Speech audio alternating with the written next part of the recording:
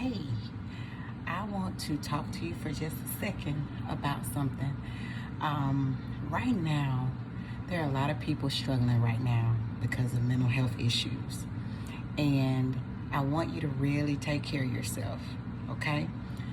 There are so many things that people are triggered by. Today I had 8 clients and a group. So I'm a bit tired, but it's okay. This is what I do.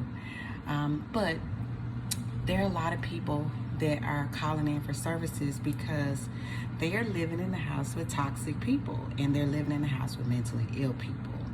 And so there are certain things that you can do to help yourself when you're living in a house with someone that is 1, mentally ill, 2, abusive, 3, annoying.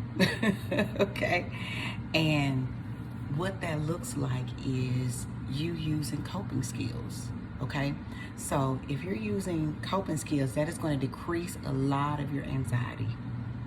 It's going to decrease a lot of, I don't know why this hair is not working with me today, but I'm going to tuck that right there. Okay, so realistically, I want to help you guys to know how to use coping skills to help you to endure this quarantine that we have, because it is forcing us to be with our loved ones all day.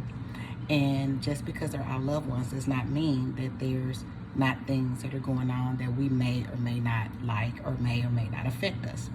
So coping skills is what can help you. So some of you saying, what are coping skills? Coping skills are actually things that you can use to help you through situations to decrease anxiety, depression, the need to feel like you're going to attack someone. Because some people can paint you in a corner and make you want to respond, okay? So what are some coping skills? One thing you can do is you can take a walk. Go take a walk. If you're at a place where you can walk, take a walk and get you some fresh air. If you can't do that, go and sit on the porch. If you can't do that, just go in a room by yourself. Sometimes you do need distance from the people that you love so that you can actually, work through some issues by yourself. And instead of going back and forth with people arguing, just say, let's kind of table this and let's come back to it, because you're not going to be productive arguing with people all day. You're just not. So it's best for you to learn how to not sweat the small stuff. You also need to know what your triggers are. What triggers you? Okay? If it's certain things and certain people that trigger you, then you need to be aware of that so that you're not responding in a way that's going to create more hostility in your household. Okay? Another thing is sometimes people like to work out. That's also a trigger, because working out really does decrease a lot of anxiety and depression. And some people have to do that to keep their anxiety down. And if you are not working out on a regular basis, let me tell you something, it will show, okay? We've actually been traveling around this city, other cities, trying to find workout equipment, and I'm telling you, every place that we've gone through to has been completely sold out, because this is the time that everybody knows I need to get this stuff out. And working out is a good way for you to do that. You can also use some furniture to work out with. You don't have to always have equipment. There are so many YouTube channels out there that will show you how to work out without equipment. So use that, okay? Another thing that you can do is do some crossword puzzles, color, do some board games, dance, sing. We did all this stuff prior to technology. This is new to some of these young people, but we actually knew how to entertain ourselves. So this is a good time to learn how to entertain yourselves without technology. The next thing is actually use technology. A lot of things that parents are doing is they're investing in Xboxes and PlayStations, because your kids can actually get socialized through that. And some of the husbands and the wives are also using Xbox to socialize and to play and to have that time to decompress, okay? Do not isolate through this time. isolation will only make matters worse. So pick up the phone and call people, talk to people, use your skills, communication skills during this time to get stuff out, venting.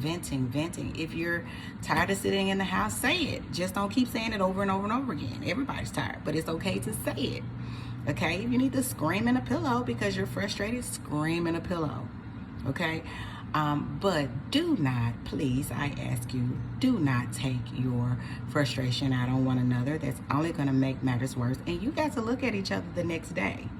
Okay, you have to live with each other the next day. So make decisions that is going to be beneficial to your family, and that's going to be beneficial to yourself. Okay, again, I cannot stress enough, know your triggers. Know your triggers. Know your triggers. Some people are very triggered by nasty comments. Some people are very triggered by being hungry. Some people are triggered by not sleeping enough. Some people are triggered by not sleeping or sleeping too much. Some people are triggered by eating the wrong foods, okay? And let me say this to you. During this time of quarantine, it is not a good time to sit and eat emotionally. No emotional eating, okay? You don't want to come out of quarantine with 20 to 40 pounds added to your body. Okay, so when you're constantly thinking that you're hungry, grab water instead. Grab fruit or get busy doing something. If you're eating a good regimen of food, then you're probably not hungry, you're probably bored. Okay, and so if you are living in a space where you cannot talk to someone that is being rude or disrespectful, journal, vent on the paper. Okay, if you vent on the paper and someone may read your journal, vent on the paper, write it up, and then shred it. Shredding paper is actually very calming. There are also different apps you can use right now. There's an app called Calm. You can go on YouTube and listen to beach sounds, ocean sounds. Also do some breathing, deep breathing. A lot of times when people are going into panic attacks, it is usually because they are doing shallow breathing. So deep breathe in and okay, when you breathe out, you're breathing out through, like you're breathing through a straw, but you're breathing in through your nose. You're also getting oxygen in the body and in the blood when you do that, which also relaxes you. Okay, so COVID-19 is definitely something for us to be concerned about, but worrying is not going to fix anything. And if you have anxiety about it, start talking to people, writing about it, praying about it, meditating about it, but try your best to be a really good roommate during this time, okay? That will help you to have a better mental health state, and also people that have to live with you have a better mental health state. So just remember that there are people that live with you and they do want to be happy just like you, and they want to have peace just like you. So to decrease suicide attempts, to decrease, crisis, to decrease a lot of unnecessary trauma in your home, try to decrease stress and anxiety by using coping skills and knowing your triggers. So the key word is peace. What will bring peace into your house? What will bring peace and calm to you? Peace and calm will help all of us get through this better. So I hope that this was good for you and that this was helpful to you, but please pay attention to your mental health, okay? Pay attention to your mental health during this time of quarantine, because it is a form of isolation and it is a form of totally restriction that we're all not used to.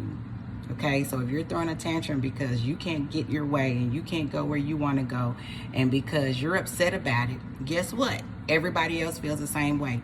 So I'm asking you to really dig deep, really dig deep to help you and your family get through this, okay? You love them and they love you, and most of all, you love you, okay? Blessings to you, and take care of your mental health as well. Peace and blessings. Bye-bye.